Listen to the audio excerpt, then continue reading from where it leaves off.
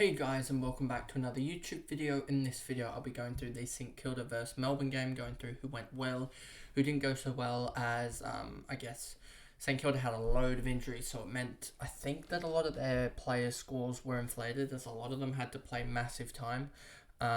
So you had like Steele, Marshall and Wanganeen-Milera going absolutely huge. And then from Melbourne's point of view, you had a couple guys go huge and a couple guys we should be looking at, but we'll just have to sort of gauge what's to go with each of them. So before we get into the video, remember to like and subscribe, turn the notification bell on so you know when I upload, and let's get into the video. So as you can see here, Marshall 148 was absolutely huge, 34-30, 44-40.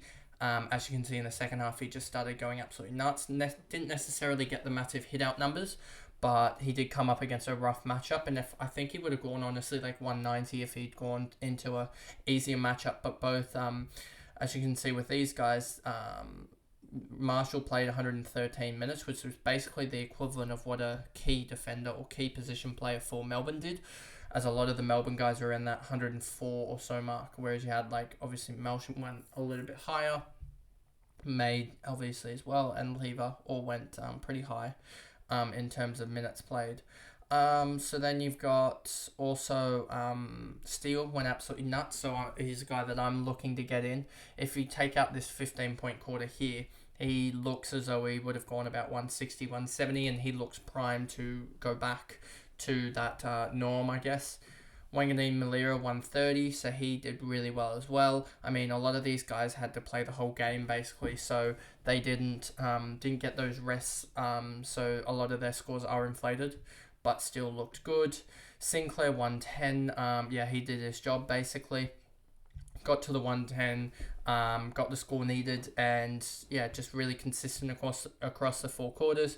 Crouch, a little bit disappointing to only get to 96 in these type of games, but again, just another guy that can be, because he's gained so much value and is now 930 odd K, 933.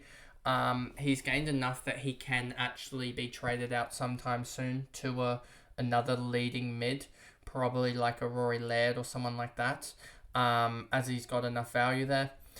Gresham 95, not much to talk about there. Wilkie 90, Mason Wood 89, Webster, Howard, a lot of these guys, and then Windhager wasn't doing well, and then because of all the injuries he got sent down back and then just started putting 20-point quarters up. And yeah, I wish he'd had a 20-point quarter here, as a 20-point quarter would have had him on 90 odd. But if we look at the AFL break evens, it really helped his break even out from memory, if I remember correctly. Windhager's break even is 31 now, so he's still primed to make cash, whereas if you look at Johnson, he's at 63, and Sheldrick is sitting at 32 as well. So both those guys, and Sheldrick also has an injury concern, so both those guys are probably worse options than Windhager at the moment. And then you got Stocker here, 72. He started off slow and then got going from memory. Yeah, as you can see, he was on 4 with about 3 minutes to go in the first, and then got going and ended up on 70 odd.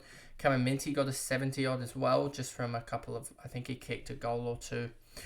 Did he even, it might not have even kicked a goal. Wow, he just got 70 from just playing. He might have even had to shift down back or something like that to cover off.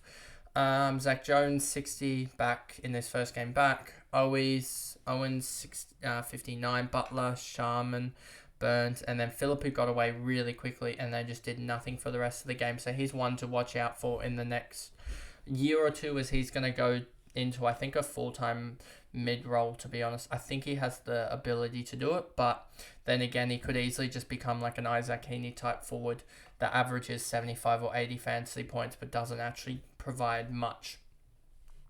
And then you've got May 123. He was absolutely immense. 32, 30, 29, 32. Brayshaw, he looked good. I'd probably give it another little bit because he's a defender and I don't think he can put up 100 each week. So I just wonder if he's had some sort of role change and that's enabled him to do well. Petrarca was just off the back of this this quarter here where he kicked, I think, 2 of his goals and he just had a 45-point term and ended up 104. Salem 99, he looked all right, but sort of the same sort of spread with Brayshaw 30-16, 22-31, and Brayshaw had a 24-35.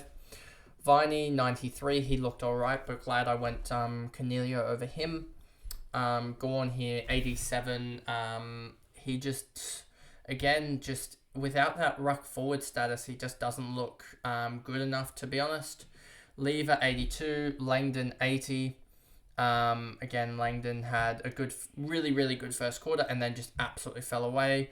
Rivers, relatively consistent, but then only at 79. James Jordan, really good second quarter of 40, and then nothing much outside of that. Sparrow, good first. Hunter, pretty consistent. Bowie, Grundy, Petty got injured. Melksham, and then no one else here really to talk about. Wu Whedon, 37 on debut. So that was alright for cash gen reasons and could be someone that you bring in, but I don't think I'm bringing him in at the moment as I'm relying on Banks, who I think will play again, and for him to score well.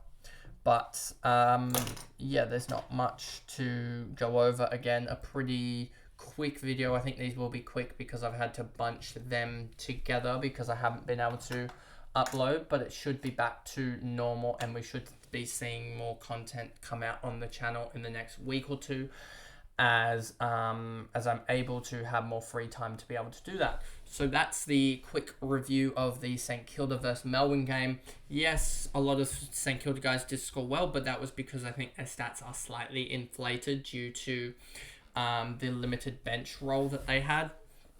And then Melbourne, we had Petrarca, 4 goals is a little bit concerning that he played a little bit more forward. But then again, that could just be a week or two that happens until they bring in another forward.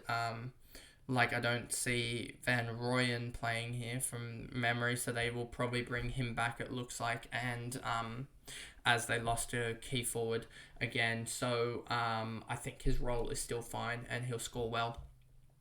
Anyway, that's the video and I'll see you guys in another one. Thanks guys. Goodbye.